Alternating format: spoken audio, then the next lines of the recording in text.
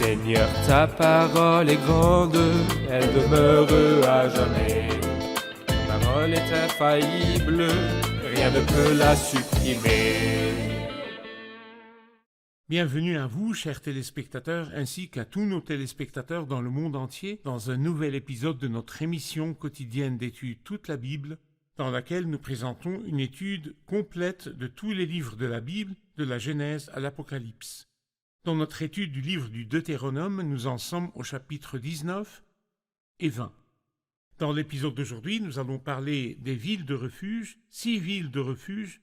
Nous allons parler du témoignage et des témoins, et nous allons parler d'aller à la guerre et des conditions de ceux qui vont à la guerre. Permettez-moi au début de l'épisode d'accueillir notre invité que nous sommes honorés d'avoir avec nous, le docteur Issam Ezzat. Bienvenue, docteur Issam. Merci, frère. Honoré Riyad. de vous avoir. Que le Seigneur vous bénisse. Que Dieu vous bénisse aussi. Bienvenue à nos invités, soyez les bienvenus. Docteur Issam, la Bible nous parle une fois de plus des villes de refuge. Je vais lire quelques versets et revenir vers vous avec une question. Allez-y. Lorsque l'Éternel ton Dieu aura exterminé les nations dont il te donne le pays, lorsque tu les auras chassés et que tu habiteras dans leurs villes et dans leurs maisons, tu mettras 3 villes à part au milieu du pays dont l'Éternel ton Dieu te donne la possession. Tu établiras des routes pour y aller et tu diviseras en 3 parties le territoire que l'Éternel ton Dieu te donnera en héritage. Ce sera le cas afin que tout auteur d'un homicide puisse s'enfuir dans ces villes. Cette loi s'appliquera au meurtrier qui s'enfuira là pour sauver sa vie, après avoir involontairement tué son prochain sans avoir été son ennemi auparavant. C'est le cas par exemple d'un homme qui va couper du bois dans la forêt avec un autre homme. La hache en main, il s'élance pour abattre un arbre. Le fer se détache du manche, atteint le compagnon de cet homme et lui donne la mort. Alors l'homme pourra s'enfuir dans l'une de ces villes pour sauver sa vie. Cela permettra d'éviter que le vengeur du sang, échauffé par la colère et poursuivant l'auteur de l'homicide, ne finisse pas par l'atteindre. S'il y avait beaucoup de chemin à faire, et ne frappe mortellement un homme qui ne mérite pas la mort, puisqu'il n'était pas l'ennemi de son prochain auparavant. C'est pourquoi je te donne l'ordre de mettre 3 villes à part. L'Éternel ton Dieu va élargir tes frontières comme il l'a juré à tes ancêtres et te donner tout le pays qu'il a promis à tes ancêtres de te donner, pourvu que tu respectes tous les commandements que je te prescris aujourd'hui en les mettant en pratique, en aimant l'Éternel ton Dieu et en marchant toujours dans ses voies. Tu ajouteras alors encore 3 villes à ces 3-là, afin que le sang innocent ne soit pas versé au milieu du pays que l'Éternel ton Dieu te donne en héritage et que tu ne te rendes pas coupable de meurtre. Docteur Issam, ces versets nous expliquent la raison d'être des villes de refuge et nous avons déjà étudié ce sujet, mais vrai. il nous dit 3 villes et 3 villes, 6 villes. Pourriez-vous nous rappeler l'emplacement des 6 villes, leur nom et la signification symbolique de leur nom? Là, il nous parle des villes à l'intérieur du pays. Avant cela, il y avait 3 villes à l'est du Jourdain. À l'est du Jourdain. Les villes à l'intérieur du pays sont Kadès, Shichem et Hébron. Kadès signifie consacré, et c'était dans la tribu de Nephtali. Shichem était dans la tribu d'Éphraïm et signifie épaule ou puissance. Et Hébron dans la tribu de Juda et signifie communion. Et je pense que les villes de communion sont construites sur cette base. Les villes de refuge sont construites sur la base d'une communion entre nous et les autres, Parfait. car nous ne voulons que personne ne meure, mais que la justice soit établie et appliquée de façon forte. Et je pense que la loyauté envers Dieu et l'appartenance à Dieu ont un grand rôle là. Avant cela, il y avait 3 autres villes qui étaient Beth-Ser, Amoth et À Golan. l'est du Jourdain. Celle-ci était à l'est du Jourdain. Ce qui est étonnant, c'est-à-dire, dans la partie que vous venez de lire, il dit lorsque l'Éternel, c'est-à-dire que vous entrerez dans le pays, mais la pensée de Dieu sur vous est bien plus large. Lorsque l'Éternel élargira tes frontières, pourvu que tu respectes tous les commandements et que tu habites ce pays, il lui dit, tu ajouteras alors encore 3 villes à ces 3-là. Et ça ne s'est pas fait. Oui. Et cela nous montre que quand l'homme est sous la loi, même ce qu'on appelle les villes de refuge, rien n'est parfait. Tout ce qu'on appelle bénédiction, même pour la protection sous la loi, ne s'est pas accompli car ils n'ont pas respecté les commandements. J'imagine, d'après cette promesse qu'avec tout l'espace que le peuple allait habiter, le Seigneur lui a assigné 3 villes à l'ouest du Jourdain. C'est vrai. Quand il lui dit « L'Éternel élargira tes frontières et tu ajouteras alors encore 3 villes », cela veut dire que le Seigneur fait. allait lui donner encore un double espace. Dieu voulait le bénir à 100%, des intérêts à 100%. Dans le partage du pays, il lui dit votre frontière s'étendra de l'Euphrate. Mais ils ne sont jamais Ils arrivés n'ont pas aux pu jouir frontières. du pays. Jamais ils ne sont arrivés aux frontières que Dieu leur avait fixées pour le pays qu'ils allaient posséder. Ça n'arrivera que dans le règne millénaire. Oui. Dans le règne millénaire, la paix régnera dans le monde entier et la terre sera remplie de la connaissance de l'Éternel, tout comme le fond de la mer est vrai. recouvert par l'eau. Je voudrais un commentaire sur le verset 14 qui dit « Tu ne reculeras pas les bornes de ton prochain, celles qu'ont posées tes ancêtres dans l'héritage que tu auras au pays dont l'Éternel ton Dieu te donne la possession. » Que veut dire ce verset? Ce que ce verset veut dire, et nous avons déjà peut-être mentionné que Dieu connaît la cupidité du cœur de l'homme. Les terrains ont des frontières, et les terrains qu'il possédait avaient des frontières. Ces frontières étaient délimitées par des bornes. Quelqu'un pouvait donc venir de nuit, comme ça, changer les frontières. Il reculait ces bornes sans que quelqu'un ne le sache. Il empiétait sur la propriété Il de son empiétait sur prochain. la propriété de son prochain. Et de même que Dieu se souciait de préserver la vie, dans les villes de refuge, il se soucie de préserver la propriété, car c'est lui qui les a réparties, et cette répartition il l'a faite par tirage au sort. Et selon leur nombre, ils recevaient. Parfait. Et elles ont été fixées à l'époque de Josué. Parfait. C'est donc une répartition divine. Je ne peux pas convoiter et de prendre quelque chose que Dieu ne m'a pas donné, surtout que ça appartient à mon prochain. Parfait. Et parce que Dieu connaît nos tendances, Tu ne nous a donné convoiteras cette pas ce loi. qui appartient à ton prochain. Y Tu ne a-t-il là convoiteras une pas. leçon pratique pour nous avant de faire une pause? Il y a parfois des gens qui commercent sur les autres, ils reculent les bornes, ils commercent sur les autres et usurpent les droits des autres. Certes, ils ne parlent pas seulement d'usurper l'argent et les propriétés, mais les affaires privées, les secrets.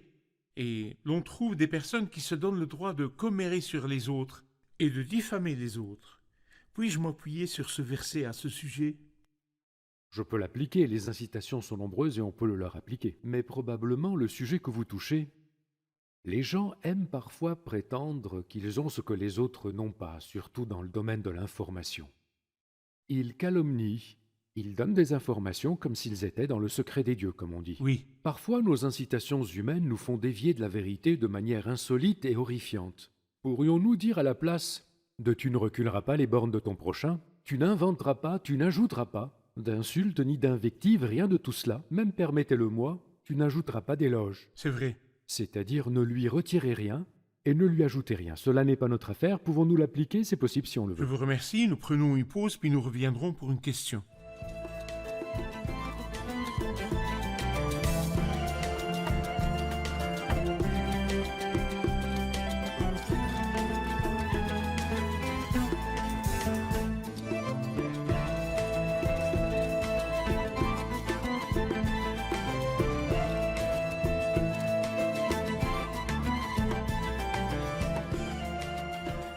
Deutéronome 19, 15. Un seul témoin ne suffira pas contre un homme pour constater un crime ou un péché, quel qu'il soit. Un fait ne pourra être établi que sur la déposition de 2 ou de 3 témoins. Si ce témoin était fidèle et honnête et que ses paroles étaient fiables, pourquoi fallait-il 2 autres témoins avec lui? À vous, docteur Issam. Pourquoi fallait-il 2 témoins? Je dis ce que je comprends. Je pense que Dieu prend en considération l'élément humain. La faiblesse humaine. Il prend en considération la mémoire et la faiblesse humaine. Il y a beaucoup de choses que l'homme peut oublier. Il y a beaucoup d'aperçus rapides qu'il peut rater. Et le Seigneur sait ces choses-là. Et c'est dans cette perspective que le Seigneur a dit « Il devrait y avoir plus d'un esprit, plus d'une mémoire, plus d'une pensée, plus d'un œil qui participent pour établir le fait en question. » Deuxièmement, cette affaire pourrait entraîner une sanction ou une levée de sanction, chose très probable. Elle peut entraîner une condamnation. Et c'est pas chose facile du tout. La condamnation, voyez-vous, quand il a parlé des villes, par exemple, il a dit « Tu chercheras, tu enquêteras, tu interrogeras avec soin. Est-ce vrai? Le fait est-il établi ?» Ainsi donc, le Seigneur essaie, dans les choses qui entraînent une sanction, une condamnation, il essaie c'est-à-dire de faire en sorte qu'il n'y ait pas possibilité d'erreur. Parfait. Et cette histoire nous éclaire aussi sur la nature des 4 évangiles. Il y a certains miracles qui Oui. sont mentionnés dans Matthieu et mentionnés dans le reste des évangiles. Dans Matthieu, par exemple, il parle de 2 aveugles. Il dit que le Seigneur rencontra sur son chemin 2 aveugles. aveugles. Mais dans un autre évangile, il dit un aveugle. Un Est-ce seul. 1 ou 2? Nous savons Oui. que Matthieu écrit aux Juifs et que les Juifs tiennent à ce que le témoignage soit Le sur la témoin. parole de 2. Notre compréhension de cet incident nous dit pourquoi dans certains évangiles il dit 2 et pourquoi dans d'autres il dit un des 2. C'est vrai en ce qui concerne le témoignage, mais je comprends que même pour nous dans le Nouveau Testament, par exemple, quand le Seigneur dit dans Matthieu 18, « Si ton frère a péché contre toi, tu lui prends 2 témoins avec toi. » Je pense que c'est un principe général. C'est vrai que les Juifs l'appliquent parce qu'ils l'ont comme texte dans la loi, mais je pense que c'est un principe général valable pour toutes les transactions vrai. humaines. Je ne prends jamais la parole d'un seul, une seule C'est fois. vrai. Il doit y avoir plus d'une preuve tangible pour établir la vérité pour d'un confirmer fait. l'histoire, pour Tout à confirmer fait. la vérité de l'histoire. Parfait, je vous remercie. Pour compléter ce discours, il parle des faux témoins.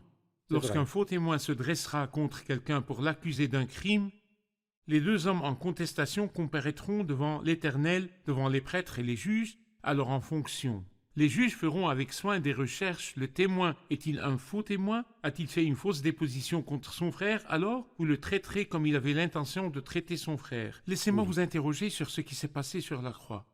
N'est-ce pas qu'il y avait des faux témoins et que leur témoignage n'était pas concordant? Qu'ont-ils fait au Christ et qu'est-ce qu'on ne leur a pas fait? Ce qui est bien étonnant dans ce que nous lisions, c'est que les personnes qui établissaient la justice, et Salomon le dit dans l'Ecclésiaste, et parmi les choses étonnantes dans le monde, qu'à l'endroit de la justice règne la méchanceté. Oui, N'est-ce pas la tâche du prêtre et du roi, que nous avons vu dans les chapitres précédents? D'établir la justice, ces personnes ont échoué. Le prêtre et le roi, qui étaient censés cultiver la justice, vus dans les chapitres précédents, ont buté, à plus d'une occasion, mais la plus falsifiée, par un grand nombre de faux témoignages et de diffamations, et ont rendu un jugement injuste et la crucifixion du c'est Christ. vrai. À y penser vraiment, Anne et Caïphe sont absolument surprenants. Ils ont recherché de faux témoins, ils n'en trouvaient pas au début. Et quand leurs faux témoignages n'étaient pas concordants, qu'ont-ils fait?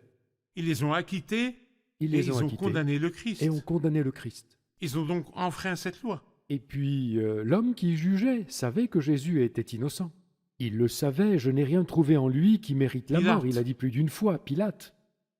Il le savait innocent, et il savait qu'il relâchera Barabbas en demandant lequel voulez-vous que je vous relâche. Et tu donnes le choix aux gens de décider qui condamner, c'est la première fois que je vois un procès où l'on donne aux gens de choisir l'innocent. C'était un prisonnier avec toutes les preuves qui le condamnaient. Et un autre, injustement arrêté et dont vous avez toutes les preuves. Et tu dis qu'il est innocent et tu demandes à la foule lequel voulez-vous que je vous relâche? On n'a rien vu de pareil avant. C'est pourquoi toutes les injustices et tous les jugements iniques et tous les échecs des personnes censées établir la justice sont apparus dans la croix du Christ. La croix du Christ a révélé la corruption du cœur de l'homme, a révélé la corruption de la religion, les apparences trompeuses de la religion, C'est vrai. a révélé la corruption de la justice de Rome. Ils avaient devant eux un innocent, mais ils l'ont condamné à la crucifixion. La croix a révélé la corruption de tout, mais elle nous a révélé le cœur de Dieu. Il a été maltraité, humilié, il il s'est n'a pas humilié, ouvert il n'a la pas bouche, ouvert c'est la vrai. bouche. Il y a un verset que beaucoup répètent, mais je voudrais savoir quel est son sens spirituel. Il dit « Ton regard sera sans pitié, œil pour œil, dent pour dent, main pour main, pied pour pied. » C'est comme si beaucoup disaient « Écoutez, œil pour œil et dent pour dent, tu m'arraches un œil, je t'arrache un œil, tu me casses une dent, je te casse une dent, et la faute est à celui qui a commencé. » Est-ce dans ce concept que la Bible nous présente ces paroles? Si c'était là le concept, et qu'il ait été appliqué, je vous donne une semaine pour voir non seulement des borgnes, mais des aveugles, Vous avez et ceux raison. qui cherchent un troisième œil à Et qui arracher. pourra donc Et vous ne l'appliquer? trouverez que des gens cherchant leur route, complètement dédentés, ne pouvant plus parler. Qui applique la justice contre ceux qui commettent un crime? Nous l'avons dit dans les épisodes précédents que ceux qui établissent la justice sont censés être établis par Dieu. Les juges. Il y a un ordre humain dans cette Parfait. vie dans laquelle nous nous trouvons. Dieu a établi les juges. Je vous ai donné un exemple que je vais répéter. Ce n'est pas raisonnable que je sois celui qui a été lésé, insulté, volé. J'ai même attrapé le voleur. Ai-je le droit de le juger? Non, ce n'est pas à moi de le faire. Il y a une institution qui C'est doit vrai. le faire. Ce n'est pas de mon ressort. La soumission aux autorités est importante. Certes, cela concerne les autorités humaines. Parfait. Mais lorsque nous passons à Jésus, par exemple, dans le Sermon sur la montagne, Le sermon qui étonne beaucoup, et j'espère qu'ils ne seront pas simplement étonnés, mais qu'ils s'y soumettront. Car l'étonnement seul ne me donne pas de valeur. Mais c'est ma façon de vivre cette vie qui me donne de la valeur. Vous avez appris qu'il a été dit « œil pour œil et dent pour dent ». Mais moi je vous dis quoi? Quoi dire? Chose vraiment si quelqu'un étonnante. te gifle sur la joue droite, Eh oui, tout à fait. Moi je vous dis, si quelqu'un te gifle sur la joue droite, tends lui aussi l'autre. Des paroles tout à fait exceptionnelles, qui nous montrent l'excellence du christianisme. Mais ça ne veut pas dire que la personne sera un souffre-douleur et que Dieu observe. Heureux de le voir ainsi, non. Dieu sait très bien remettre chacun à sa place. parce qu'en fait, quand le Christ a dit ça, il parlait d'une nouvelle situation où l'homme prendra des capacités qui lui donneront la possibilité de pouvoir tendre l'autre joue et C'est vrai. de pouvoir pardonner à ses ennemis et de pouvoir aimer ses ennemis et de pouvoir aider les autres. Mais l'homme sous la loi est déchu. Il L'homme, veut ça, il veut ça. Parfait, Il veut le faire, mais pas qu'il lui soit fait. oui. Œil pour œil et dent pour dent, je voudrais le faire à l'autre, mais qu'on ne le fasse pas. Mais nous tenons à dire que œil pour œil et dent pour dent était pour les juges. C'est le juge qui juge. Si quelqu'un est blessé, il l'indemnisera. C'est vrai. Si quelqu'un est lésé, il l'indemnisera. Ce n'est pas la personne lésée qui se vengera elle-même. C'est C'était vrai. pour les juges. Nous prenons une pause, puis nous reviendrons pour une question.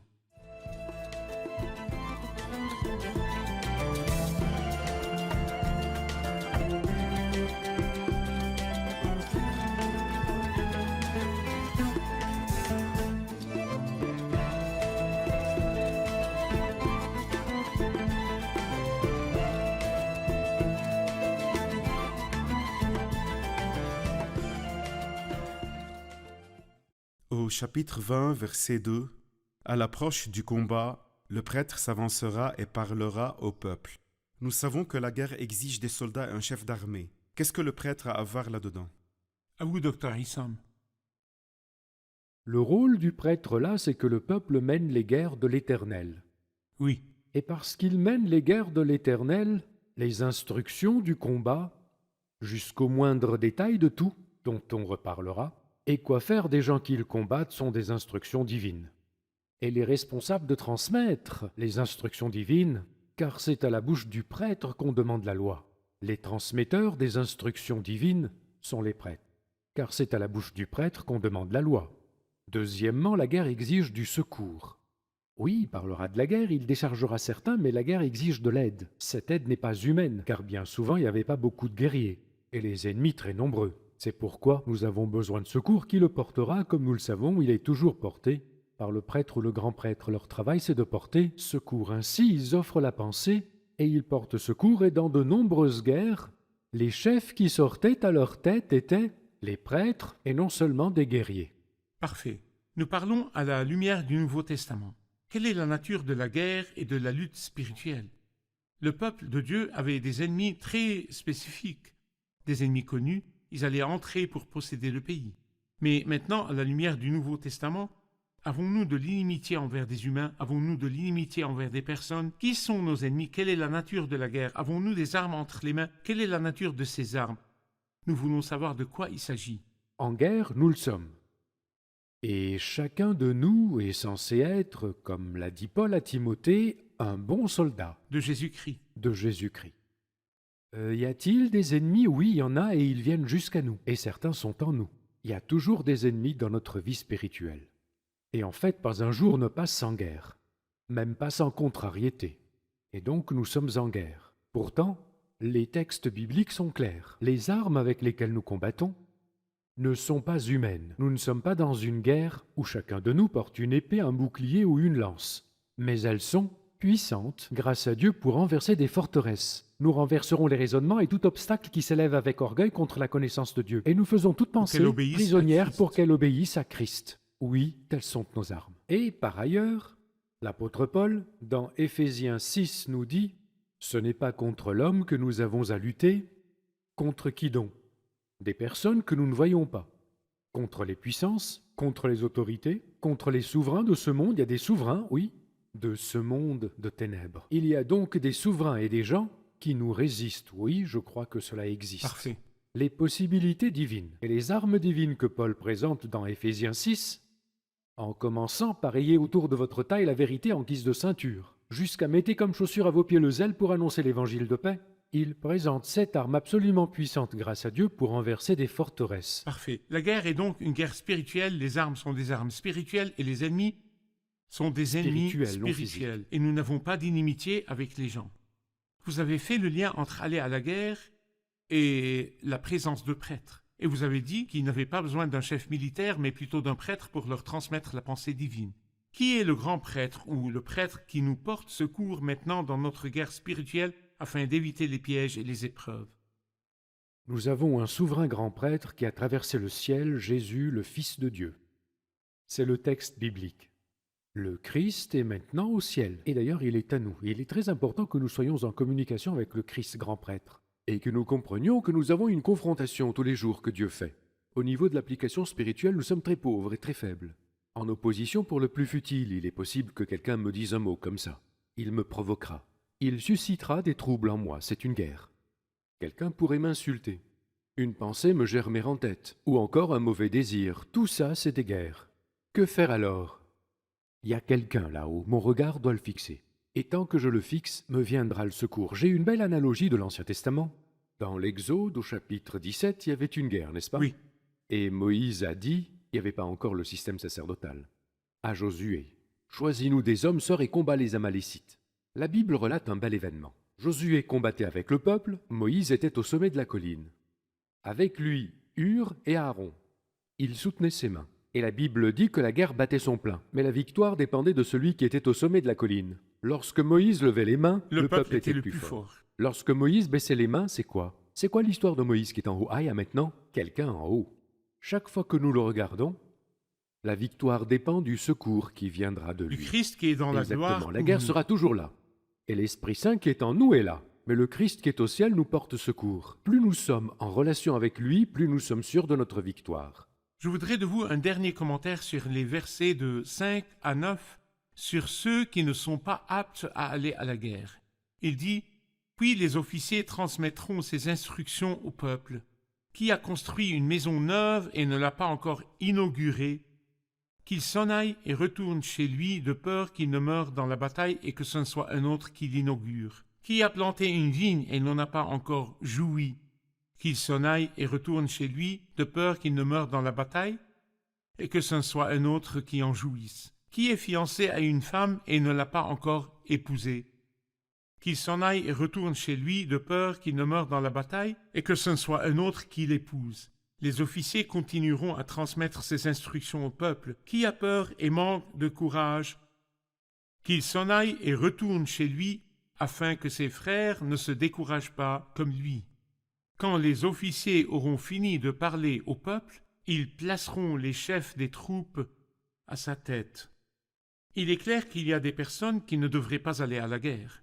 Nous avons entendu parler d'eux maintenant. Quelle en est la signification spirituelle?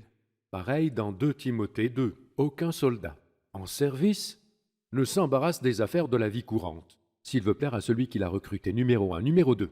Il y a ce qu'on appelle la guerre en respectant les règles. Il faut que celui qui lutte en respectant respecte les règles pour qu'à la fin, il soit couronné. Alors le résultat sera bon.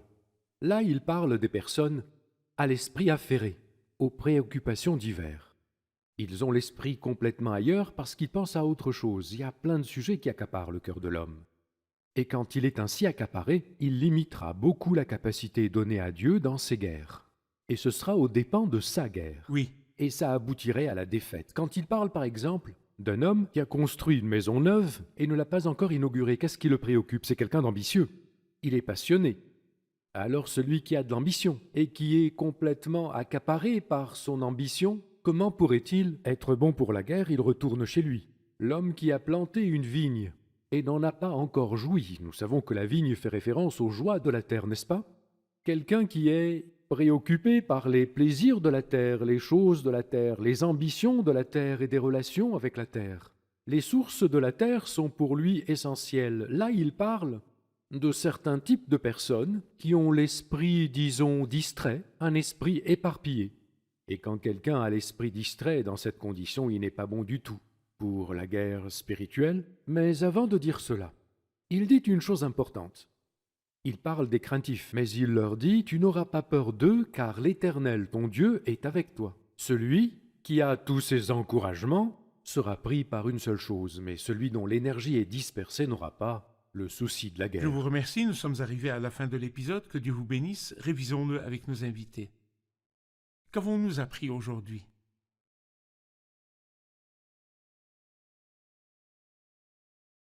Il y avait des faux témoins à l'époque du Christ, et bien que leur témoignage n'était pas concordant, ils ont jugé le Christ. Le Christ a été maltraité, il s'est humilié et nous a révélé la corruption du cœur de l'homme et la bienveillance du cœur de Dieu.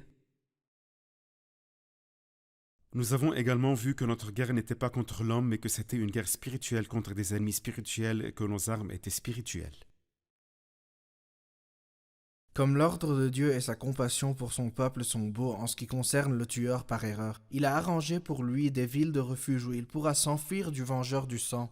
Merci, que Dieu vous bénisse. Merci, Dr. Isson, Merci que Dieu à vous vous, bénisse. que Dieu vous bénisse. Chers téléspectateurs, nous avons appris dans l'épisode d'aujourd'hui que le peuple doit aller à la guerre pour jouir de son héritage.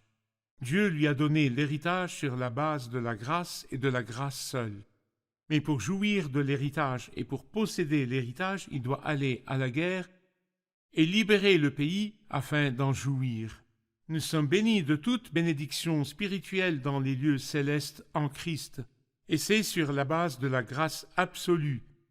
Mais pour jouir de ces bénédictions et pour jouir pleinement de ces bénédictions, nous devons aller à la guerre. C'est une guerre spirituelle car Satan et ses alliés veulent nous empêcher de jouir de toutes ces bénédictions. Ils mettent sur nos chemins ce qui nous fait trébucher, ce qui nous empêche de courir et de marcher. Ils souillent nos pensées et ils nous distraient. Nous devons porter l'épée qui est la parole de Dieu.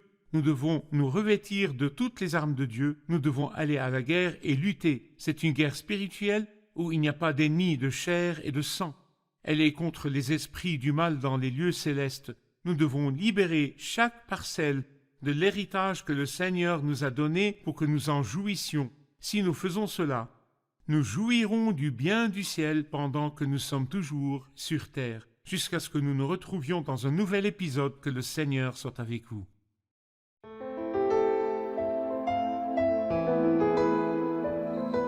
Seigneur, ta parole est grande, elle demeure à jamais. Ta parole est infaillible, rien ne peut la supprimer.